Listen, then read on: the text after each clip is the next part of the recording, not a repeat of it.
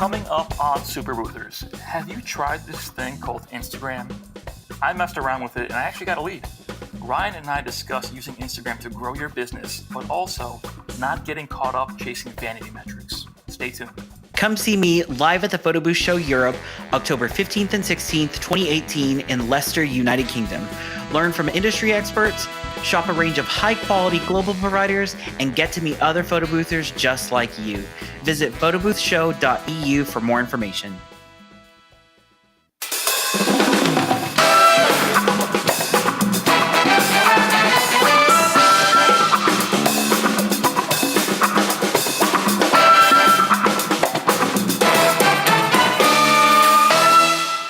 Hello and welcome to Super Boothers. My name is Ryan.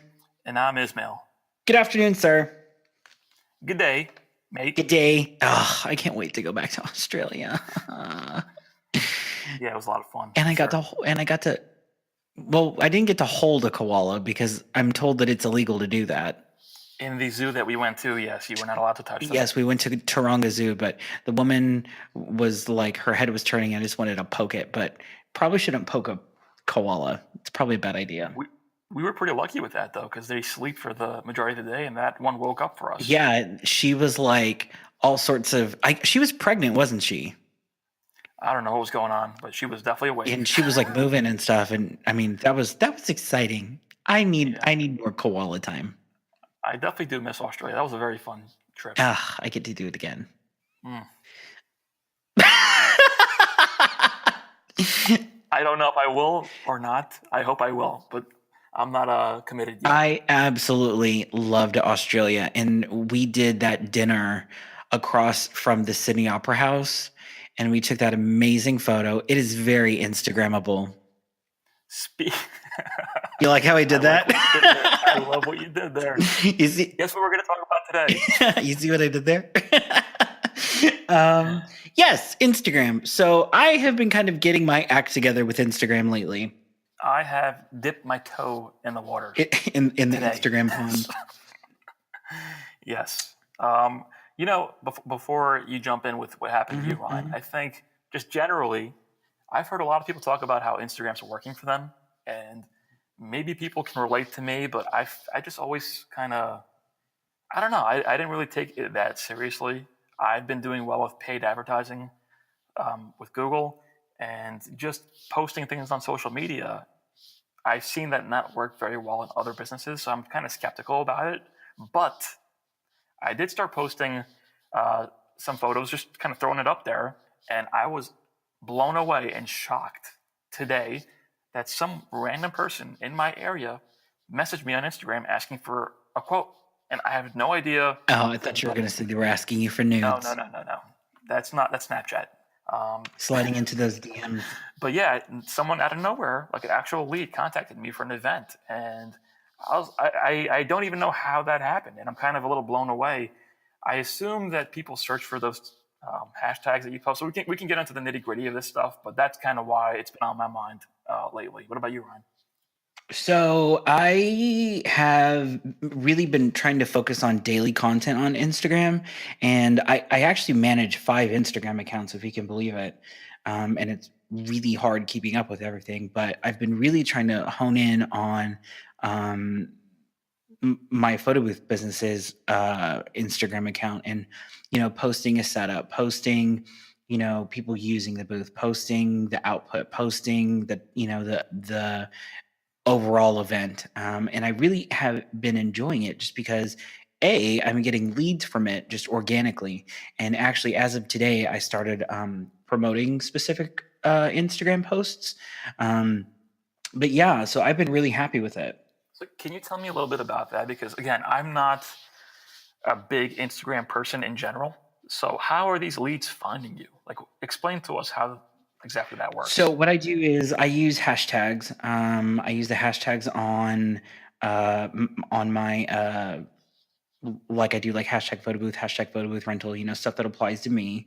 I also tag the location of where the event was at. That way, if there's like, someone looking to do an event in that specific venue, they can click it and then hopefully find it. And when you say you hashtag it, does it matter? I've heard people say that you want to do that in the first comment, but not in the actual image description. Does that Sure. matter? It doesn't matter. You can do it in either or. It still shows up, but you need to do it right whenever it's posted. So typically, what'll happen is people will put like just their description, and then whenever the reason why they're posting it in the first comment is because whenever you post it to Instagram, you also have the option to push it to Twitter and to Facebook. So if you don't want all those hashtags in that description, you can post it there and then only have the hashtags appear on the Instagram post in So that's why they do it the in the first comment, just so it looks cleaner whenever you post to Facebook at the same time. Now, when you said that you have to do it right when you put it up, is that also true? Like you have to immediately put the hashtags? What if you do it later on? It won't be as effective because then it'll just show up whenever you post Gotcha. it. So yeah. And then people that are, like planning weddings or planning parties, they look for these hashtags specifically? Sometimes, or do they go to Explore? If anyone has been to Vegas, posted anything on Instagram with hashtag Vegas Club, the name of the hotel, any of it, you will have Vegas promoters sending you messages on Instagram and commenting, because what those promoters do is try and get you into clubs. So yes, people absolutely look at this stuff, and there are some people that will search stuff. I did work with a photographer, and I found him through Instagram, just from those hashtags as well. So hashtags and Instagram is almost becoming its own search engine, just like Pinterest. Pinterest is not a form of social media. Pinterest is a search engine. You go to Pinterest, you don't really poke around. You poke around with like something specific in mind, like, oh, I want to know what a wedding show setup would look like. So then you start scrolling. So you go to Pinterest with intent. Instagram is about 50-50. So again, I'm asking these questions on behalf of people that don't use it that much, like myself. You're saying that there's actually people searching on Instagram for these hashtags. Sure. Or is it, how there's that Explore menu, the Explore page, whatever? Or is it that they just go there and they're kind of browsing through? I don't necessarily use the Explore button. I think that's probably just me. I'm sure a lot of people use it, but I mean, I don't use it either. There's a lot of scary stuff that can pop up on Explore, so that's kind of why I stay away from it. So you mentioned the promoters that are looking for people and messaging them directly. Is that something that you can do as a boother? Like, what would you look for to do that? Or would you recommend not doing that? What do you mean? Like, can I go in Instagram and find people who are planning a wedding or just for got flipping? Sure, absolutely. I mean, granted. All right, so tell me a little bit more about that. Do you message them directly? I don't do that. That's a little aggressive. However, what I will do is I will go under my business account, and let's say if there's a popular wedding venue, I will click that wedding venue. And actually, we've talked about this plenty of times. After there's an event and people are posting our content, this I will say is the one thing that I will do is I will either search for, if the event has a hashtag, I will search that hashtag usually a day or two after.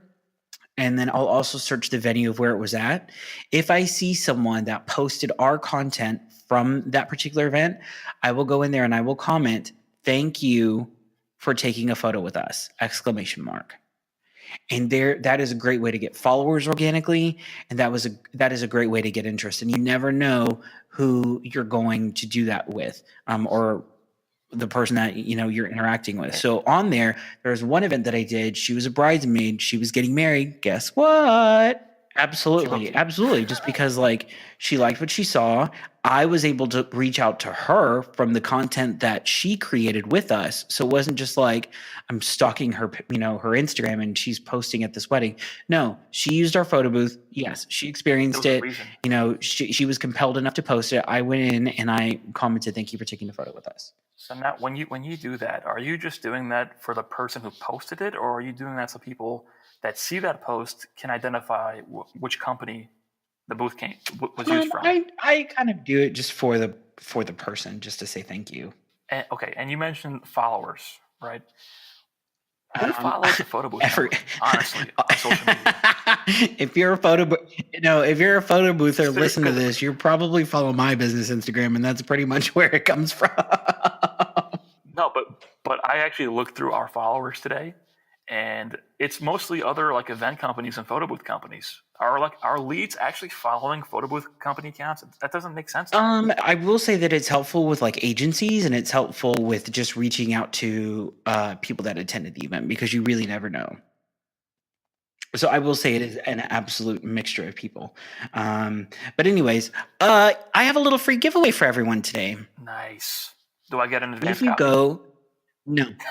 If you go to rhineslinus.com, click on courses, there is a free 1-month Instagram calendar available. So if you need ideas for Instagram content, it is there for you to purchase. Or not purchase, it's free, just to download. Sorry, keep going.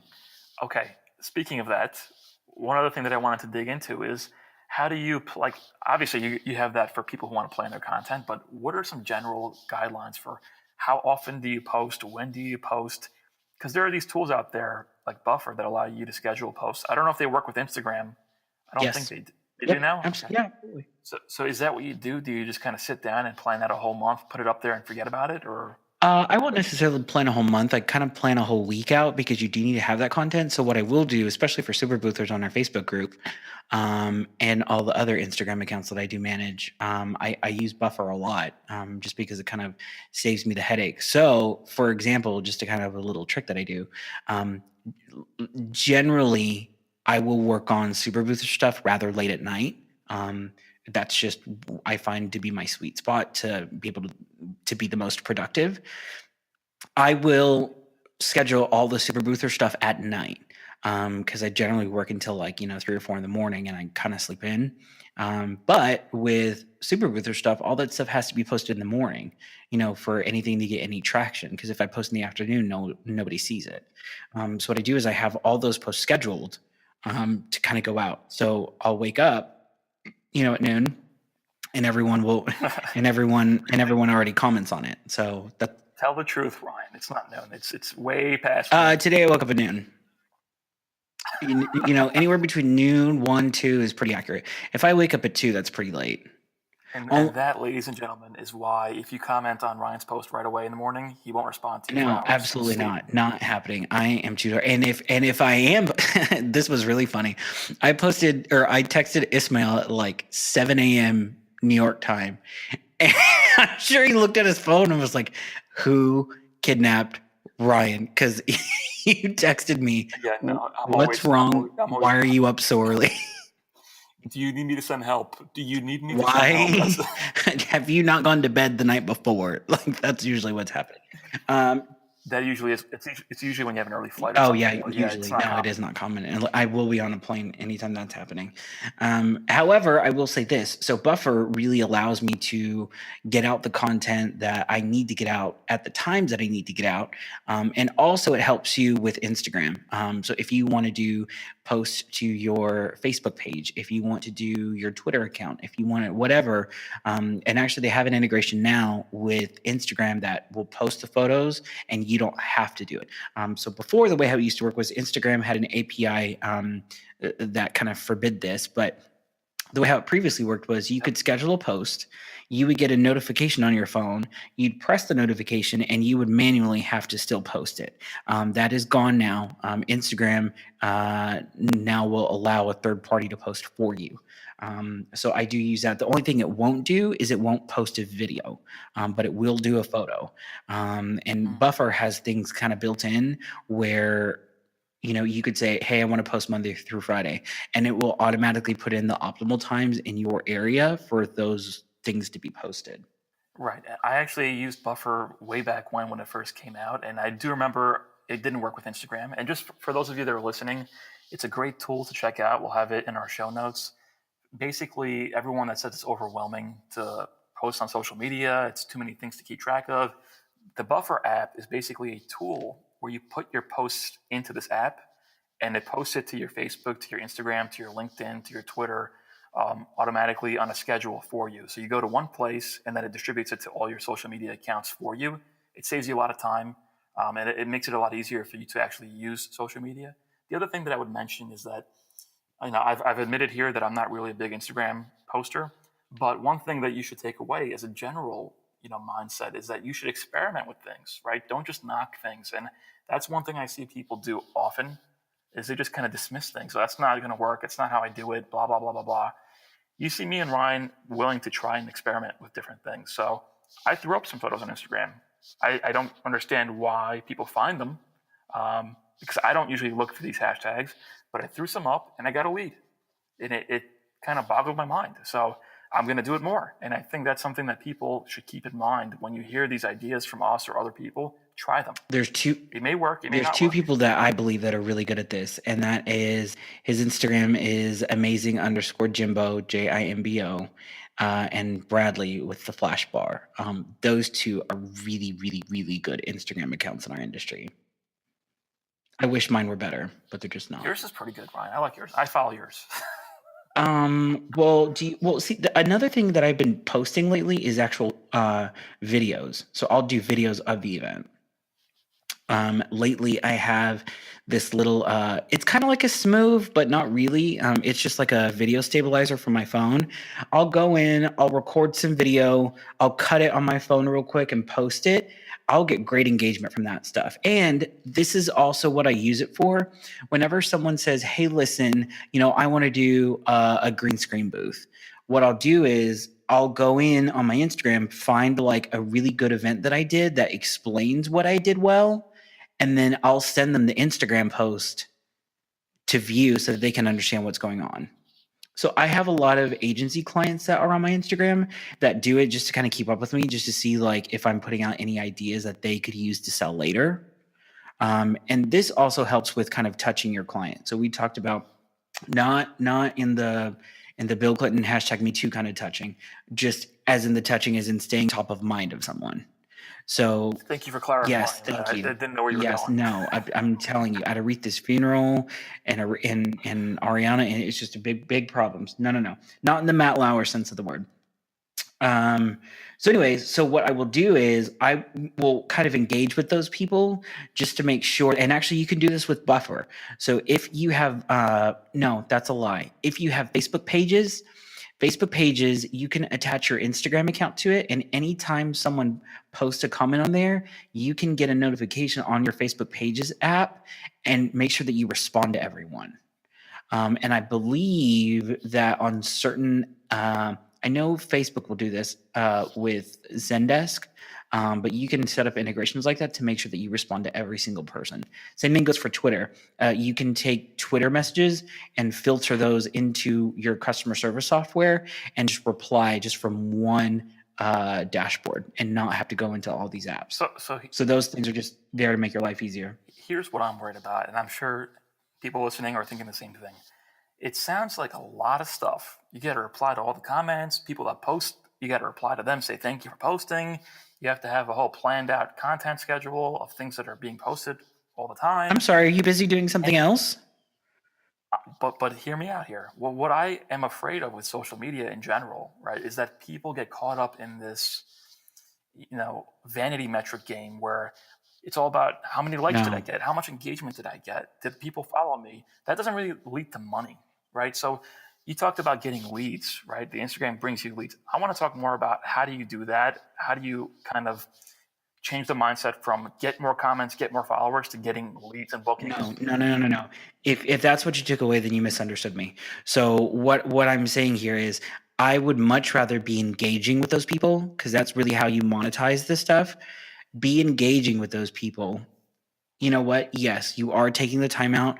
I generally do it when I'm in bed, or kind of depending on which thing we're talking about. If I have it set up to go to my Zendesk, I'm just doing it in my Zendesk at my convenience. But when you say engaging with people, which people are you talking about specifically? The people that are engaging with you, whether that be on Facebook, on your Facebook page, on your Instagram, comments, or people have already interacted with you. They know. Do it again. You have to touch them 50 times a year for you to stay top of mind with them. But isn't the real, thing that you're going for is new leads finding you through the hashtags to hopefully book you? Sure, absolutely, but that doesn't mean you still can't nurture the old ones. Okay. I mean, that's what social media is there to be social. Not only are you there to get new stuff, but you're also there to keep the current ones. Okay, so why don't you put more effort into getting the new stuff? Because I already have a lot of new stuff. How do you go about facilitating that more, right? I'm just trying Sure. to I'm avoid saying people getting trapped in the time suck of, hey, like, comment, and it doesn't really bring you any I'm not business. saying you need to like comment. I'm not saying that you need to do that. I'm saying the one thing that I do is after an event, I will go in and comment on people that have posted our content. That's all. That's literally all I'm doing. I'm not going out, liking a whole bunch of photos from some random venue, hoping that someone will kind of pay attention to me. I'm not doing that. But it's important to talk about this because I know people that buy followers or they like No, or stupid. follow back or Dumb. whatever No. else is going Dumb, on dumb, out dumb, there. dumb, dumb. It's not worth your time, No, that right? You're getting bad no, do fake not leads. focus on the numbers. I would much rather have 10,000, or I would much rather have 100 people that purchase from me than 10,000 people that don't. Don't focus on the numbers. Focus on being engaging with people. Yeah, and there's a good book called The Lean Startup for people who are into reading that discusses how entrepreneurs If get they were trapped. into reading, they wouldn't be listening to us. No, I'm kidding. There's audiobooks. There's audiobooks.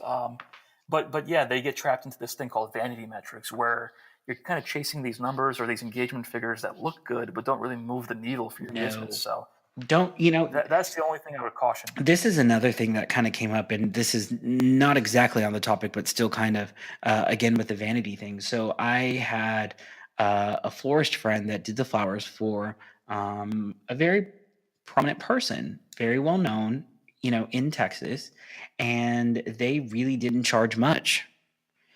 But they got to say, "Oh, I do flowers for so and so," and this person generally didn't pay, or if anything, paid minimum. I said, "Why are you doing that?" "Oh, well, it's blah blah blah's house." Well, I don't care. Who are you getting referrals from it? Are you? Well, no. Okay, so why are you doing it? That's what I don't understand. Is don't worry about the vanity part of it. That's something that just doesn't even need to be a consideration.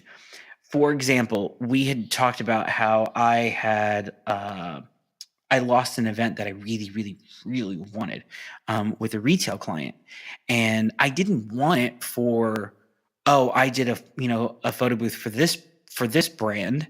I like doing that stuff because that's a foot in the door. I will almost do a straight up event for free like that just to get your foot in the door. I mean, if you see the value in that type of brand, who knows where that stuff will come from? All of my biggest stuff has come from just that one little good lead. Yeah, and this is something that I don't think I told you, Ryan, but I think last week my wife is a makeup artist, and she got offered to do the See, makeup of that's two celebrities. continue. Which, yeah, yes, but wait till you hear all the details. So it was Steve Martin and Martin Sheen. Oh, awesome! Were doing a show. They were doing a show. Now it was 3 hours away. You need to see their Netflix special. Yes, they're good. I like them. Oh, It's awesome. Check it on Netflix. but you get tempted because it's a celebrity, right? And if it was, did she not take it? You have to actually. She is the stupidest person known to man. Watch your I will call her immediately after mouth. And cuss her out because this is the issue with stuff like that. That builds a portfolio. But it's literally 3 hours plus to get there and back. Secondly, it wouldn't have led to any other work. You don't know that because we do know that. No, because of the venue that they were at. You do not know that. The venue that they were at, they may hire us again, right? Absolutely. Is that what you're saying? Yes. But they're 3 hours away. So charge it on the next one. How many times do you, I'm getting her on the phone right now. Hold on. No, but here's the other thing too, is that once you do, like if you're trying to get your foot in the door and get a reputation, yeah, you might get all hopped up and excited about this type of stuff. But I know I have a friend that's a barber, and he's cut tons of celebrities' hair. He would be like, "Are you crazy, bro? I'm not going to travel all the way over there to cut Martin Sheen's hair. I already have a certain leg to stand on." So So I think the takeaway is not to get too caught up in the vanity. well, hold on. And really be thoughtful. This is another thing, because that is stuff that you can put on your website. That is stuff that you can also negotiate this stuff if you're doing it for free or, minimal, whatever. You can say, listen, can I get a picture? Can I publish it? Because that stuff helps build credibility for the next one. If you don't have it already. How many times are you going to get? How many celebrities has your wife done? She's done some people. Okay. That's my point, right? So it depends on where you are, right? So if you really need that first foot in the door, that first credibility indicator, yes, you bend over backwards to get it. But you have to be understanding of what to expect in return. Like in this example, we knew the person that was contacting us, and we knew that the venue was very far away, and that it likely would not have led to other things. Was it at Foxwoods? The person was flat. No, it was a different location farther out that doesn't really do a lot of events, and the person was very upfront about that. So it kind of alters the calculation, right? Now, if it was in New York City and it was a venue that does this stuff all the time, obviously that would change the whole. You'd go for free, right? People would pay to do that. But again, the whole overarching theme here is to not get caught up in the vanity, right? Be thoughtful about how you do these things and not just chase what looks good, because you'll go broke chasing exposure or what looks good or what might get you more followers or whatever. You have to be thoughtful about the numbers and the business, what moves the needle for your business. Well, I'm thoroughly upset, so we'll see y'all next week.